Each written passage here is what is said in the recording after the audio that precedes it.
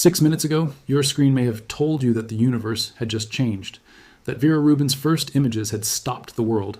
But the real story is more powerful than the headline. The first public images arrived on June 23rd, 2025. Then, on June 29th, 2026, the Vera Rubin Observatory officially began its 10-year survey of the southern sky. And now, high above Chile, the largest digital camera ever built is opening its shutter roughly every 40 seconds. Each exposure covers an area of sky equal to about 45 full moons. Each night, thousands of images flow into computers, built to notice what humans would miss. A star that was not there before, a distant galaxy suddenly growing brighter, an asteroid shifting against the darkness, a flash that may survive for hours or vanish forever. This observatory is not simply photographing space, it is filming change. And hidden inside that moving picture may be evidence of dangerous asteroids, exploding stars, wandering visitors from other solar systems, invisible dark matter, and a mysterious force pulling the universe apart. The first images were only the door opening. The real question is, what may now come through it? On the summit of Cerro Pachón in Chile, night does not arrive gently. The last sunlight slips behind the Andes. Temperatures fall, the wind moves across the rock. Far below, roads twist through the mountains like dark veins. Above them, the sky becomes deeper and clearer than most people on Earth will ever see. Then, the observatory wakes. Its enormous dome moves into position. The telescope turns with surprising speed for a machine of its size. Inside, a camera weighing nearly 2,800 kilograms waits at the heart of the system. It is roughly the size of a small car. Its sensor contains 3.2 billion pixels. To display one full image at its original resolution, you would need hundreds of ultra-high-definition television screens arranged together. But raw size is not what makes Rubin revolutionary. Its real weapon is repetition. Traditional observatories often stare deeply into one narrow patch of space. Rubin does something different. It looks wide, then it comes back, again and again. Over 10 years, it is expected to revisit each region of the survey sky around 800 times. That means astronomers will not receive a frozen map. They will receive a record of movement, a cosmic film stretching across an entire decade. In one frame, a point of light may appear ordinary. In the next, it brightens. Hours later, it fades. Months later, another object passes in front of it. It shattered windows, damaged buildings, and injured more than 1,000 people, mostly through flying glass. The object was only around 20 meters across.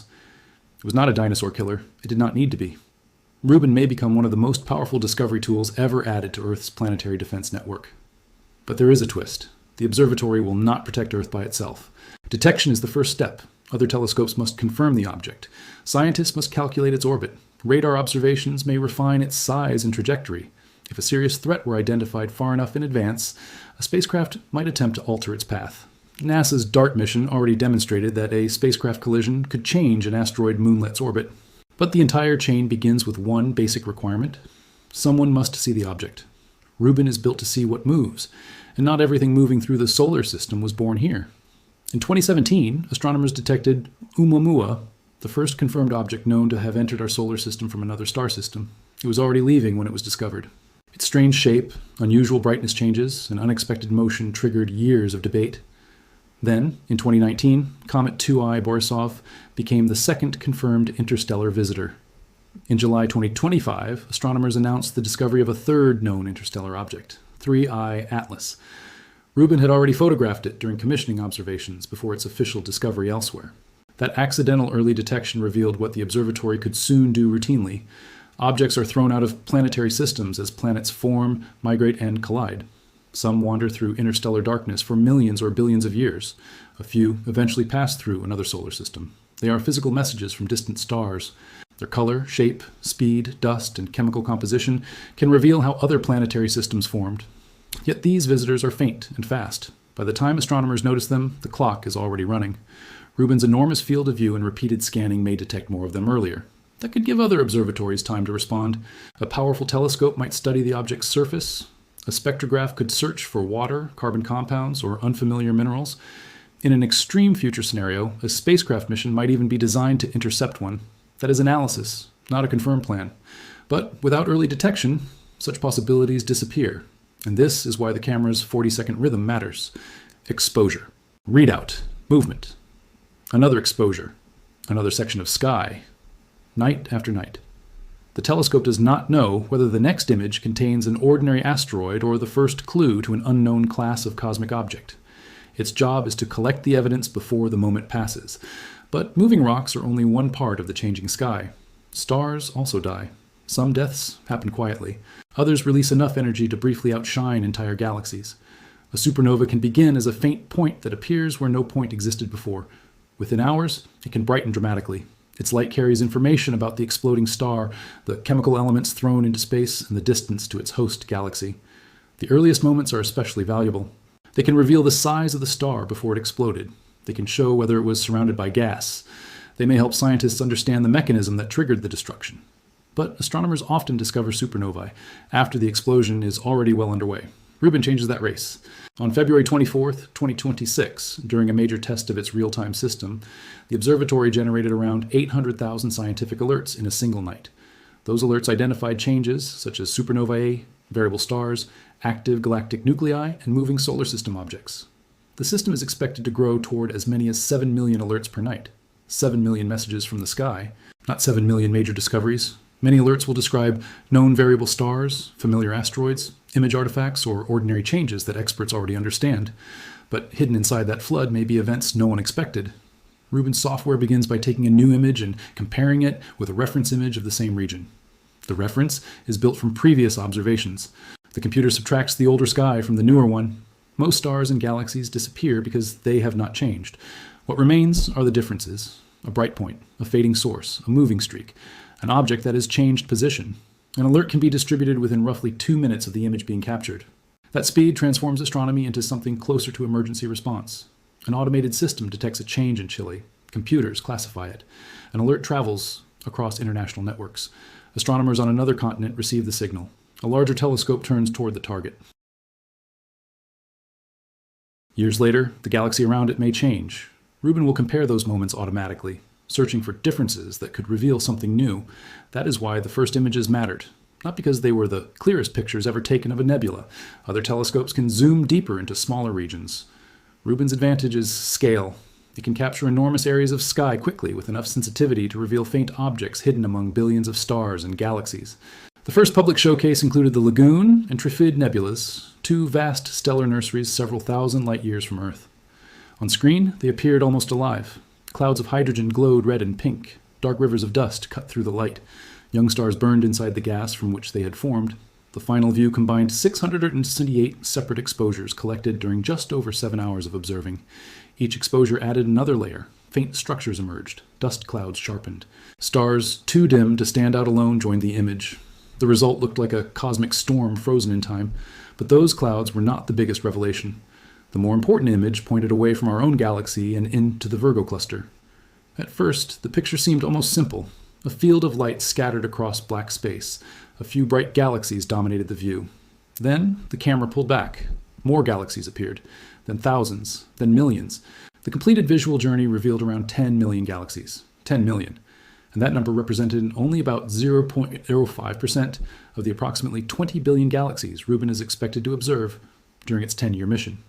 Every small streak, spiral, oval, and distant glow had its own history. Some contained hundreds of billions of stars. Some were distorted by gravitational encounters. Some were actively forming new suns. Others had already grown old and quiet. And between them, space was not empty. It was shaped by something scientists could not see: dark matter. The observatory was named after Vera Rubin, the American astronomer whose work helped transform dark matter from a strange possibility into one of modern astronomy's central mysteries. During the 20th century, Rubin studied how stars move around the centers of spiral galaxies. The expectation seemed straightforward. Stars near the center should orbit quickly because they were close to most of the visible mass. Stars farther away should move more slowly. It should have looked similar to our solar system, where distant planets travel around the sun more slowly than inner planets. But galaxies refused to behave. Stars near their outer edges were moving much faster than the visible matter could explain. Something unseen appeared to be adding gravity. Something enormous. Scientists called it dark matter. It does not glow. It does not reflect light in any ordinary way. Telescopes cannot photograph it directly, yet its gravity seems to hold galaxies together and shape the largest structures in the universe. Today, dark matter is believed to account for roughly 27% of the universe. Ordinary matter, the substance making stars, planets, oceans, buildings, and every human body, accounts for only about 5%. The remaining majority appears to be dark energy, the name given to whatever is driving the expansion of the universe to accelerate. Together, dark matter and dark energy make up about 95% of the cosmos. We live inside a universe dominated by things we cannot identify. That is the deeper purpose behind Rubin's beautiful pictures. The camera was not built merely to produce wallpapers, it was built to measure the invisible. As Rubin repeatedly maps billions of galaxies, astronomers will study how their shapes are distorted by gravity. Mass bends space. That bending slightly changes the appearance of galaxies behind it. The effect is called gravitational lensing. In the strongest cases, a galaxy can be stretched into a glowing arc or multiplied into several images, but most lensing is far more subtle. A single distorted galaxy tells scientists very little. Billions of galaxies may reveal a pattern. By measuring tiny changes across huge regions of space, researchers hope to map where dark matter is concentrated. It will be like seeing the shape of an invisible object by watching how it bends everything behind it. But even that is only half the mission. Rubin will also study how the distribution of galaxies has changed over cosmic time. Light from distant galaxies began traveling toward Earth billions of years ago. Looking farther into space means looking deeper into the past. By comparing galaxies at different distances, astronomers can reconstruct how the universe expanded and evolved. They want to know whether dark energy has remained constant, whether it has changed, whether our current theory of gravity is incomplete, or whether the entire standard model of cosmology is missing something fundamental. The first images did not solve those mysteries. They proved that the machine designed to investigate them could work, and while the galaxies captured public attention, something much closer to Earth was already moving across the images: asteroids. During just over 10 hours of early test observations, Rubin discovered 2,104 previously unknown asteroids. 7 were classified as near-Earth objects. None of those 7 posed a known danger, but the scale of the discovery was startling. All other ground and space-based observatories combined had been finding roughly 20,000 asteroids per year. Rubin detected more than 2,000 in a fraction of a single day of observing. Later, during approximately a month and a half of early optimization surveys, Rubin found more than 11,000 additional previously unknown asteroids. That haul included 33 near-Earth objects and hundreds of bodies beyond Neptune. The observatory had not even reached its full long-term rhythm. This is where the story leaves the distant universe and moves uncomfortably close to home. Space around Earth is not empty. Millions of rocky objects orbit the Sun. Most remain safely inside the main asteroid belt between Mars and Jupiter. Others follow paths that bring them closer to Earth's orbit. A near-Earth object is not automatically dangerous. The category describes its orbit, not an immediate threat. But planetary defense depends on finding these objects early. An asteroid that remains undiscovered cannot be tracked. An orbit that is poorly measured cannot be predicted with confidence, and an object identified too late may leave little time to respond. Rubin will take roughly 1,000 images on a typical observing night. It is designed to cover the entire visible southern sky every 3 or 4 nights. A small point of light that moves between exposures can be linked across time. Computers can estimate its path. Follow-up observatories can refine the orbit.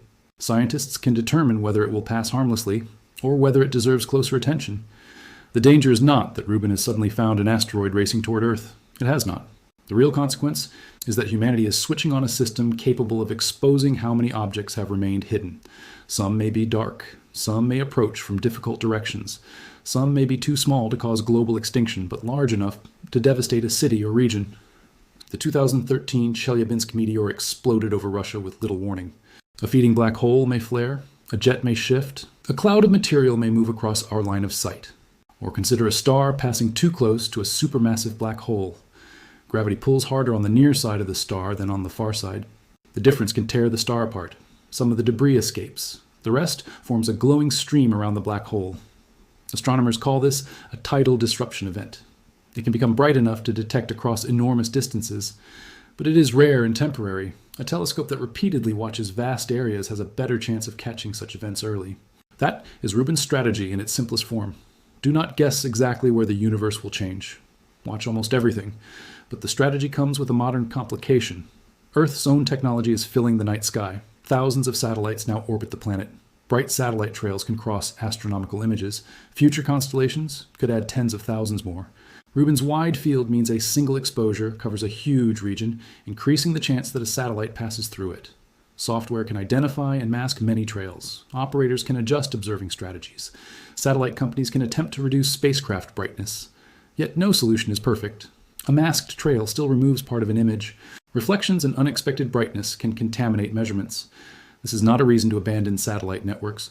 Those systems provide communications and other services, but it creates a growing conflict between activity near Earth and humanity's ability to observe the wider universe. Rubin may become one of the clearest demonstrations of that conflict.